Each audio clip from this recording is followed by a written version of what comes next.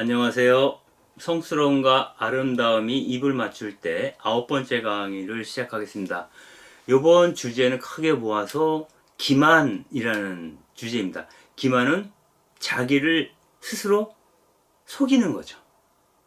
원래 내 안에 숨겨진 은밀한 욕망을 어떤 명분 밑에 감추어두는 행위를 말합니다. 이것이 구체적인 관계 안에서 드러날 때는 내 명분을 세우기 위해서 정말 내가 사랑하는 혹은 사랑해야 할, 사랑할 수밖에 없는 그 사람들이 희생될 수도 있다 라는 측면들을 이야기하고 있는 것입니다. 그래서 자기의 솔직한 감정을 드러내고 정말 자기가 사랑하는 사람을 끝까지 보위할 수 있는, 또 그 자기가 사랑하는 사람을 진정 사랑하는 방법이 무엇일지에 대해서 숙고해보는 그러한 시간을 갖도록 하겠습니다. 생태계의 모든 사물들이 자기 생존과 그 번성을 위해서 그 자기 기만이라고 하는 방책을 쓰고 있는데요. 사람의 경우에는 때로 대의 명분을 위해서 자기의 기만을 행하는 경우가 많이 있습니다. 특별히 우리가 흔히 하는 얘기 있죠. 사랑 때문에. 이 긍정 부정이 다 있습니다. 모든 인간은 모든 일의 동기가 사랑 때문에 그렇죠. 그러나 자기의 욕망을 사랑으로 포장하는 경우도 많이 있습니다. 또한 종교라고 하는 그 집단 안에서는 특별히 하느님의 이름으로, 신앙의 이름으로 끔찍한 자기 기만을 행하기도 합니다. 현대 세계에서는 민주주의를 위해서 폭력을 행사할 수도 있습니다. 그리고 국가의 번영을 위해서 독재를 행할 수 있다. 이런 얘기를 하는 경우도 있죠. 그래서 내세우는 대의 명분이 자기의 은밀한 욕망을 숨기는 경우, 아마 이러한 것들이 나뿐만 아니라 나와 함께 하고 있는 그 많은 사람들, 그 하느님 백성들에게 불행을 가져오기도 하죠. 그래서 오늘 이 시간에는 기만이라는 주제에 대해서 조금 더 나아가서 성서 인물들을 통해서 살펴보는 시간을 갖도록 하겠습니다. 먼저 야곱과 그 아들들에 관한 이야기인데요. 야곱이 그 자녀들과 함께 팟단 아람이라는 지역을 떠나서 가나안 땅으로 들어가게 됩니다. 가나안 땅에 세켐성 앞에 도착을 했던 모양입니다. 그때 그 세켐의 그 족장이겠죠. 지도자였던 하모르의 아들들에게 은 100냥을 주고 그 성문 앞에 있는 일정한 정도 넓이의 땅을 사게 되죠. 그리고 그 땅에 장막을 치고 머무르게 됩니다. 야곱은 그 땅에 제단을 쌓아서 엘 엘로에 이스라엘이라는 이름을 붙이게 됩니다. 엘 엘로헤 이스라엘이라는 말은 하느님, 이스라엘의 하느님이라는 뜻입니다. 그 무렵에 그 첫째 부인이었던 레아가 딸을 낳았는데 그 딸의 이름이 디나입니다. 디나라는 말은 심판이라는 뜻을 갖고 있어요. 그래서 디나를 중심으로 뭔가 좀 불길한 일이 일어날 것 같은 어떤 예감을 갖게 합니다. 실제로 디나가 나이가 들어서 우리로 보면 사춘기 정도 될 텐데 15, 16, 그 정도 되어서 그 성문 안을 돌아다니게 됩니다. 그때 그 돌아다니던 디나를 누가 보게 되냐면 그 세켐성의 지도자 하모르의 아들 세켐이 디나를 보고 홀딱 반하죠. 그래서 그 디나를 강간함으로써 그를 자기 아내로 삼으려고 합니다. 이런 식으로 강간을 통해서 혼인을 맺는 것을 약탈혼이라고 이야기합니다. 강간을 통해서 혼인의 승낙을 그 여인의 부모에게 얻는 경우에는 보통 그 신부를 맞이할 때 지참금을 주게 되는데 처가에 보통 30세켈에서 40세켈 정도를 주게 됩니다. 그러나 그거보다 훨씬 많은 지참금을 주고 그 여인을 데려와야 합니다. 그러니까 어떻게 보면은 이 당시의 결혼이라는 것은 그 아내가 될 그 여인을 그 처가로부터 사오는 것이라고 볼 수도 있어요. 한편 이 약탈론을 통해서 아내를 맞이한 경우에는 남편이 부인에게 먼저 이혼 청구를 할 수 없다라고도 규정되어 있습니다. 그래서 약간 신랑에게 불리한 조건이기는 하나 당시에 강간을 통한 혼인이 가능했다라는 거죠. 이를 두고 창세기에서는 이렇게 기술하고 있습니다. 하모르의 아들 스켐이 디나를 보고 그를 데리고 와서 겁탈을 했다. 오늘날의 어떤 그 윤리로 봐서는 뭐 받아들일 수 없는 그런 내용이지만 이 당시에는 이런 일들이 가능했던 모양이죠. 결국 세켐은 그 자신의 아버지인 하모르와 함께, 즉 셈감성의 주인이죠. 그 하모르와 함께 그 혼인 승낙을 받기 위해서 야곱을 찾아오게 됩니다. 당시 야곱은 지나가던 나그네였다가 하모르의 집안으로부터 땅을 일정하게 사들여서 그 땅에 천막을 치고 지내던 사람이었죠. 그래서 어찌 보면 을의 처지에 있었던 사람이 야곱이었죠. 이때 야곱의 아들들, 즉 디나의 오빠죠. 디나의 오빠들은 슬픔과 분노를 억누르지 못하고 있었다, 이렇게 표현되어 있습니다. 그러나 그렇다고 해서 함부로 하모르와 세켐을 도발을 했다가는 문제가 커지게 되죠. 그리고 어렵사리 얻은 땅으로부터 쫓겨날 수도 있겠죠. 그래서 경검행동을 하지 말 것을 야곱으로부터 지시받게 됩니다. 이때 생각을 돌려서 야곱의 아들들이 그 세켐에게 역제안을 하게 됩니다. 세켐성에 있는 모든 남자들이 우리 야곱의 집안 사람들처럼 할례를 받는다면 당신들의 요청을 우리가 들어주겠어. 그러면 우리 딸들을 여러분에게 주고, 거기에는 디나도 속하겠죠. 그리고 여러분의 딸들을 데려와 우리의 아내로 삼겠습니다. 그러면은 그 하모르의 일가와 야곱의 일가가 서로 어울려 살 수 있지 않겠습니까? 그런 방식으로 우리는 한 결회가 되는 겁니다. 한 가족이 되는 겁니다.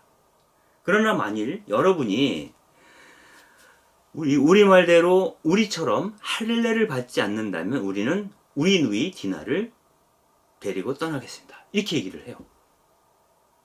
이때 세켐은 물론 디나에게 홀딱 빠져 있었죠. 그래서 이 야곱의 아들들, 디나의 오빠들이 했던 제안을 받아들이게 됩니다. 그런데 그 세켐성에 있는 모든 장정들, 젊은 남자들이 할례를 받은 지 사흘 뒤에, 아직 그 할례를 받은 그 자리가 아물지 않아서 고통스러울 때, 힘을 쓰지 못할 때, 그 디나의 오빠인 시메온과 레이가 가문 사람들을 이끌고 세켐성으로 쳐들어갑니다. 이때 세켐성 사람들은 몸을 마음대로 쓸 수가 없었어요. 할례를 받았기 때문에. 아직 아물지 않았기 때문에. 그래서 결국 그 야곱 일가에 의해서 완전히 학살을 당하게 되죠. 물론 하모르와 세켐도 이 자리에서 죽임을 당하게 됩니다. 그 후에 이 오라비인 시메온과 레이는 디나를 집으로 데려오고 세켐성을 약탈한 후에 여인과 어린아이들을 사로잡게 됐습니다. 이때 사로잡은 여인과 아이들은 일종의 노예로 삼을 수 있는 거죠. 당시 고대 사회에서. 그런데 이 일을 지켜보고 나서 야곱은 뒷일이 굉장히 걱정이 됐던 모양입니다. 이렇게 얘기를 하고 있어요. 너희가 이 땅에 사는 가나안족과 프리스족에게 나를 흉측한 사람으로 만들어서 나를 불행에 빠뜨리는구나. 우리 가문에는 사람이 얼마 없는데 그 사람들이 합세해서 나를 치면, 우리 야곱 가문을 치면 나도 내 집안도 몰살을 당할 수밖에 없다고 그렇게 얘기를 합니다. 그리고 베텔로 달아나게 되는 거죠. 이때 자신들의 행위를 정당화하기 위해서 시메온과 레위가 이렇게 답하죠. 그들이 우리 누이를 창녀처럼 다루는 것을 어떻게 지켜보겠습니까? 그렇다면 과연 시메온과 레위는 굳이 셋겜성 사람들을 학살할 이유가 있었을까? 그만한 일이었을까에 대해서 약간의 의문을 가질 수도 있겠습니다. 그러나 우리가 고대 사회를 지켜보게 되면 일종의 그 전쟁을, 부족 간의 전쟁이 벌어지게 되면 그 성읍을 치고서 승리한 부족은 남아있는 타 부족 사람들 전부 학살을 하게 됩니다. 그래서 그들이 갖고 있던 모든 재산들을 전리품으로 회수하는 거죠. 즉 생산성이 높지 않았던 시대였기 때문에 이런 약탈을 통해서 자기 부족을 성장시키려고 하는 그러한 것들이 흔히 벌어지는 일이었다라고 봅니다. 바로 그러한 자기 가문의 융성을 위해서 디나를 겁탈한 셋겜에 대한 응징이라고 하는 그런 대의명분이 시메온과 레위에게는 필요했던 것이 아닌가 하는 생각을 해볼 수 있겠습니다. 여기서 우리가 몇 가지 살펴볼 이야기가 있는데요. 그중 하나는 그 오라비들이 셋겜성을 공략하는데 또 디나를 아내로 삼고자 했던 섹켐의 요청에 대해서 어떤 그 판단을 내리는데 정작 당사자였던 디나는 어떤 결정권도 없다는 겁니다. 이 창세기에 나오는 이야기 안에서 야곱이든 시메온이든 레위든 그 누구도 디나에게 묻지 않습니다. 너 섹켐에게 시집갈 의향이 있니? 이런 질문을 하지 않아요. 남자들이 다 결정하는 겁니다. 그리고 우리가 섹켐을 공략을 해서 전멸을 시킬 생각인데 네 생각은 어떠니? 라는 질문도 하지 않는 것이죠. 즉, 그 디나라고 하는 이 여성, 이 딸은 섹켐에게는 욕정을 불러일으키는 존재였고 그 오라비들에게는 그 디나를 자기 누이를 보호한다는 그 자기 누이의 그 명예를 지킨다는 명분으로 약탈하는 하나의 빌미로 밖에는 작용하지 않았다라는 측면을 볼 수가 있겠습니다. 결국 섹켐은 사랑이라고 이름 붙인 자기 기만을 통해서 디나를 폭행했고 이 욕망 때문에 섹켐을 포함한 그 부족이 멸망을 했죠. 또한 시메온과 레위는 디나와 자기 가족들을 보호한다는 그런 명분으로 자기를 기만하여 자신들이 갖고 있는 폭력성, 잔인함, 그리고 약탈에 대한 어떤 그런 욕구, 이러한 욕구들을 충족시키려다가 결국 그 땅에서 쫓겨나는 소지가 되었다 라는 것을 우리가 읽어볼 수가 있겠습니다. 이 상황에 대해서 그 에스먼 슈만 코엔이라고 하는 화가는 2013년에 그린 폭행당한 후의 디나라는 그림에서 이 디나의 어떤 그런 상태, 상황을 이 그림을 통해서 잘 보여주고 있습니다. 이 그림은 디나가 겪고 있었던 심리적 고통을 잘 보여주고 있다라고 얘기하는데 디나의 얼굴은 이 그림으로 봤을 때 더 이상 아름답지가 않습니다. 이마와 눈과 코와 입이 덧칠로 인해서 뭉개져 있습니다. 이거는 이제 더 이상 보고 싶지도 않고 코로 숨을 쉬고 싶지도 않고 말을 하기도 싫고 이 모든 것을 포기한 무너져 내린 부서진 자아를 상징한다라고 볼 수 있습니다. 다만 한쪽 눈만을 뜨고 있는데 그 눈조차도 초점을 잃고 있는 그런 모습이죠. 그래서 이 디나의 표정이 웃고 있는지 울고 있는지 그 어느 것도 우리는 이 그림을 통해서 읽어낼 수가 없습니다. 그가 참혹하게 부서져 내리는 데에는 1차적으로 섹켐이라고 하는 한 남성의 욕망, 그 욕망이 사랑으로 포장되어 그녀에게 폭력적으로 행사되었기 때문이죠. 또한 자기 자신의 의사와 상관없이 또 다른 수많은 사람들의 학살을 낳은 원인을 디나가 제공했다라고 하는 스스로 갖고 있는 어떤 자책 같은 것도 있었을지 모르겠어요. 그가 내 가문의 사람들이든 또 나를 폭행한 사람이 그 가문이든 간에 이 디나라고 하는 한 여인을 매개로 해서 수많은 이들의 살생이, 폭행이, 살인이, 학살이 정당화되고 있는 이 세상에 대한 디나의 또 다른 의미의 고발일 수도 있겠다라는 생각을 해봅니다.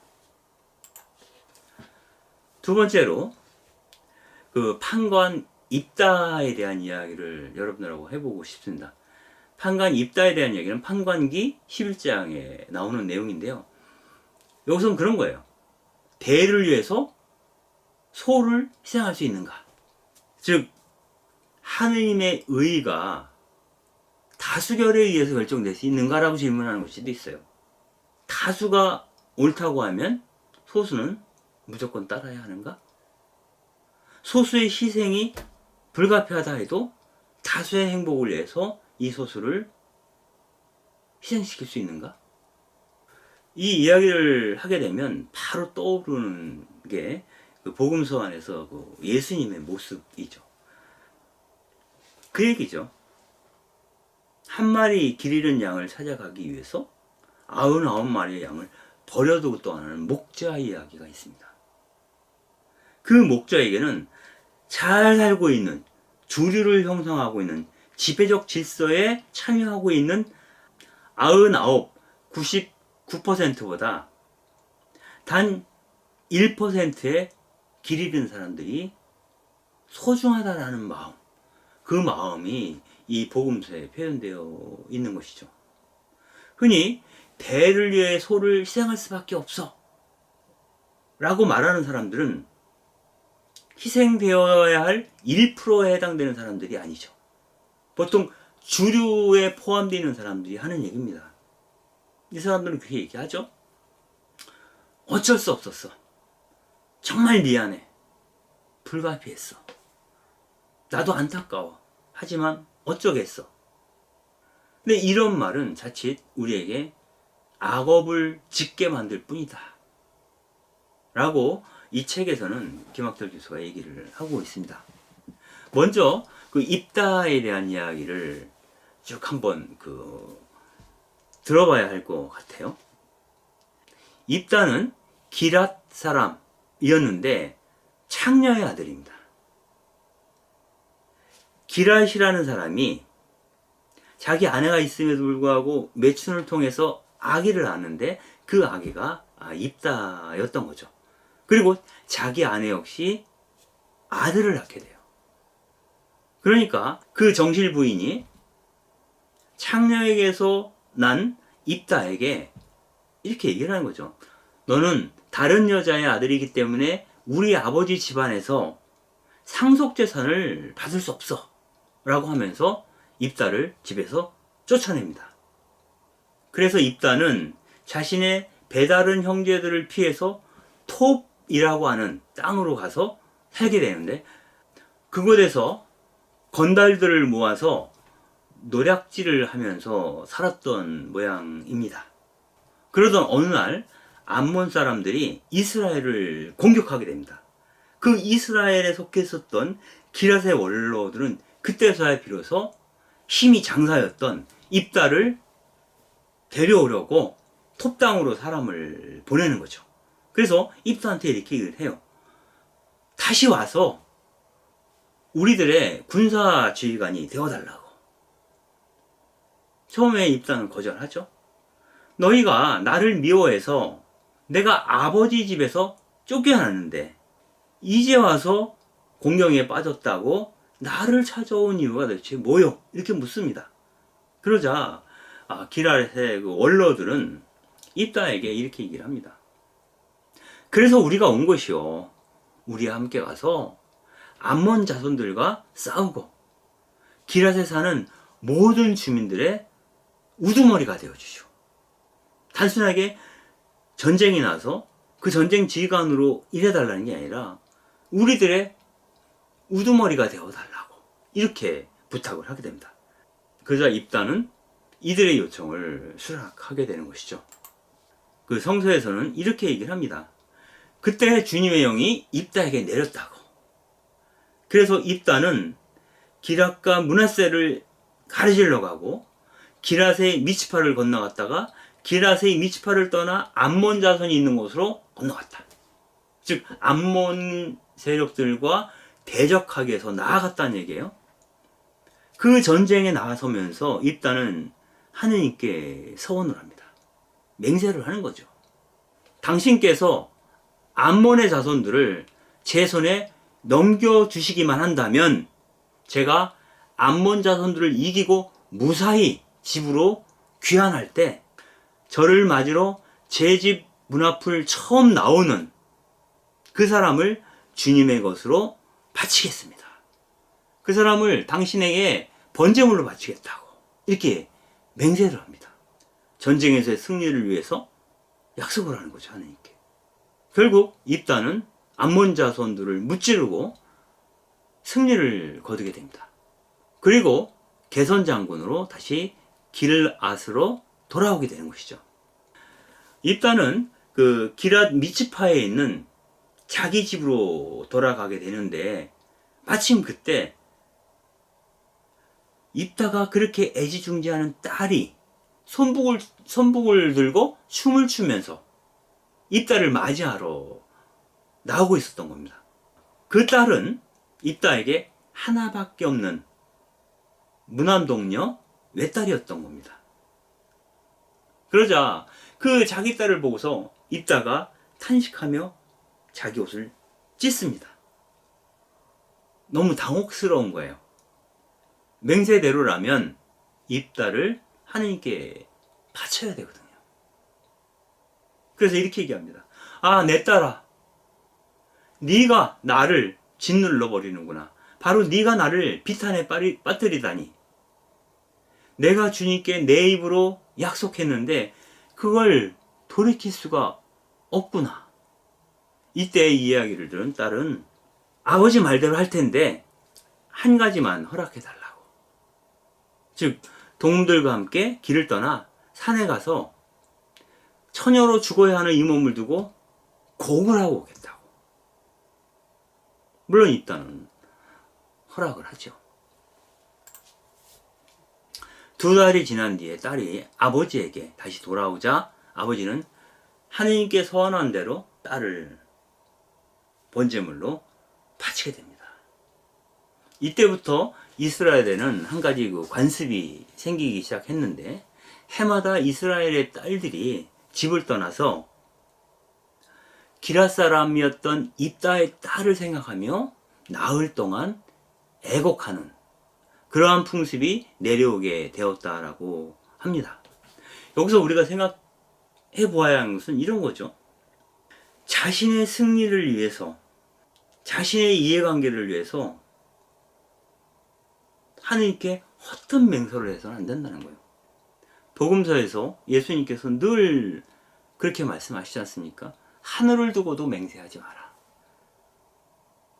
하늘은 하느님의 처소이시다. 땅을 두고도 맹세하지 마라. 이 땅은 하느님의 발판이시다. 그 무엇을 두고도 맹세하지 말라고 얘기합니다. 왜? 내가 책임질 수 없을 것이므로.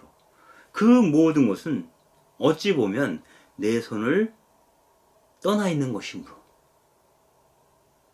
특별히 이런 거잖아요. 내가 그 암몬 사람들을 이기고 나면 나를 맞으러 나오는 사람 가운데 첫사람을 당신께 번제물로 바치겠다.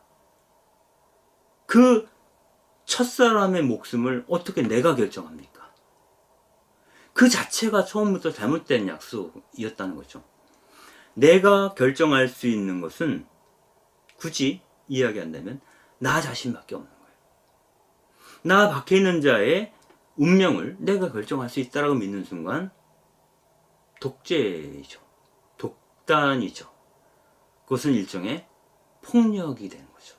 처음부터 잘못된 서원이었다. 하느님께 대한 잘못된 맹세였다는 것이고, 그것이 자신의 이해를 관철시키기 위해서 하느님과 거래하는 그러한 상황에서 발생했다는 점에서 더욱더 큰 문제가 있다고.